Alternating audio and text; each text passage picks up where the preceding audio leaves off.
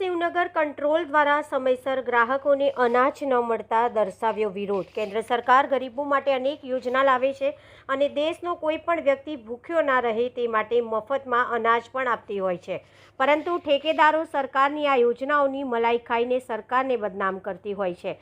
ત્યારે દેશમાં સૌથી વધુ ભ્રષ્ટાચાર સસ્તા અનાજની દુકાનો પર જોવા મળે છે અને તેના માટે રાશન માફિયા શબ્દ પણ પ્રચલિત બન્યો છે। આ રાશન માફિયા ગરીબોના હકનું રાશન બારોબાર લઈને મલાઈ ચાટી રહ્યા છે અને બદનામ સરકાર થઈ રહી છે। આ રાશન માફિયાઓનો આતંક ડીસામાં પણ છે। ડીસામાં સૂટબૂટ પહેરીને સેવાકીય કાર્યો કરતા હોવાનો દેખાવ કરતા કેટલાક તત્વો સરકાર દ્વારા આપવામાં આવતું ગરીબોના હકનું અનાજ સસ્તા અનાજની દુકાનોના સંચાલકોની મિલીભગતથી બારોબાર ઉઠાવી નાખે છે અને વર્ષોથી ચાલી આવતી આ ગેરરીતિ આજે પણ જોવા મળે છે। પરંતુ આ રાશન માફિયાઓની સાથે સાથે સસ્તા અનાજની દુકાનના સંચાલકો પણ કંઈ કમ નથી। ડીસામાં શિવનગર વિસ્તારમાં આવેલી સસ્તા અનાજની દુકાનથી પણ સ્થાનિક લોકો પરેશાન થઈ ગયા છે। ગરીબ માટે આ સસ્તા અનાજની દુકાન પર મળતું અનાજ તેમની આજીવિકા માટે મહત્વનું છે, પરંતુ શિવનગર વિસ્તારમાં આવેલી સસ્તા અનાજની દુકાનમાં સંચાલક સમયસર હાજર રહેતા ના હોવાના લીધે દુકાન પર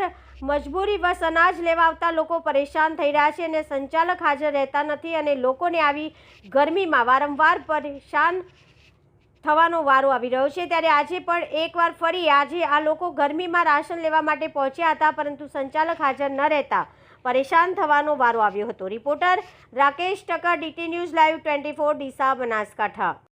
મારું નામ સુરેશ કુમાર રામાજી માળે છે। હું શિવનગરમાં રહું છું, પાણીના શિવનગર બ્રહ્મચારી આશ્રમના બાજુમાં। આજે તે કંટ્રોલ છે ઈશ્વરબીના નામે છે, પણ બીજો PS ઠક્કર કરીને ચલાવે છે। બીજી વાત કે પબ્લિક જે બી છે 3 દિવસથી 4 દિવસથી બપોરે આવી ગરમીના અંદર હેરાન થાય।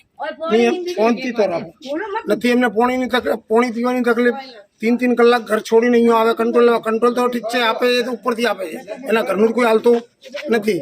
એ છતાં બી એ બધાને આવી દાટી હાલે, લેડીઝ હોય કે જેન્ટ્સ હોય, કોઈને દાટી એવી જ હાલે કે તમારે થાય થોડી ભડાકા કરનો, મામલતદાર હોય કે ચાહે કલેક્ટર હોય, મારે એનાથી કોઈ લેવા દેવા નથી, બરોબર। એ ચોખ્ખું કહે છે કે તમારે થાય કરી નાખજો, હું દેખી લઈશ। એટલે એનો મતલબ એ જ થયો। અને બીજું કે ડીસામાં જેટલા બી કંટ્રોલ છે આખા ડીસામાં, એ સવારે 9 વાગે તો હું જીવાભાઈ ધર્માજી બારોડ શિવનગરમાંથી બોલું છું।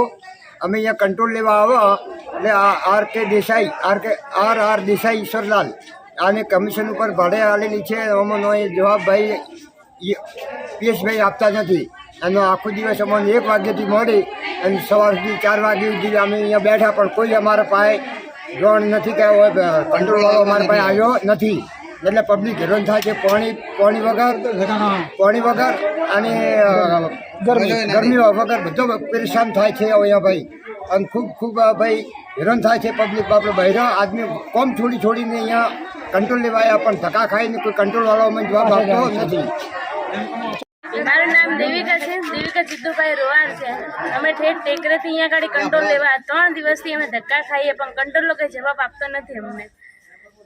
ઈશ્વરભાઈનું કંટ્રોલ છે, પણ કોઈ બીજા ચલાવે અહીંયા ગાડી, પણ જવાબ આપતા નથી। બહેરી રેડિસો ને ગમે એ આવે ને અમને ધમકી બતાડીને આવે કે તમારે જે થાય ને કરી નાખજો, હું કોઈથી બિયાતો નથી કે બધી રેડિસો દૂરથી આવે અહીંયા ગાડી કંટ્રોલ માટે હેરાન કરે। નહીં પાણીની સગવડ, નહીં અહીંયા ગાડી તાપમાં ઊભું રહેવાનું કીધું અમારે, કઈ સગવડ તો રહેવી જોઈએ ને અમારે। મારું નામ કોકિલાબેન પટની છે। અમે છે ટેકરસી અહીંયા આવ્યા છે, બપોરના 2 વાગે 3 વાગે કંટ્રોલ લેવા માટે બોલાવે છે, પણ ધક્કા 3 દિવસથી અમે ખાઈએ છીએ, પણ એ કંટ્રોલ ખોલતા નથી કે આજે નેટ નહીં દેખાતું, આજે આ નહીં દેખાતું, એમ કરીને આવતો નથી હોય કાઢીને અમને ધક્કા ખવડાવે છે તાપનો। કંટ્રોલ ક્યાંનું છે? કંટ્રોલ છે રબારીનું, ઈશ્વરભાઈનું। આ કોણ ચાલવે છે? એ તો બીજા ભાઈ ચલાવે, એનું નોમે નહીં હાલતા, ફોન નંબર હાલે તો સ્વિચ ઓફ બતાવે। કેટલા દિવસ ધક્કા ખાવ? 3 દિવસથી અમે આવીએ છીએ, અને બપોરના 2 વાગે 3 વાગે કંટ્રોલ ચાલુ કરવાનું કે, અને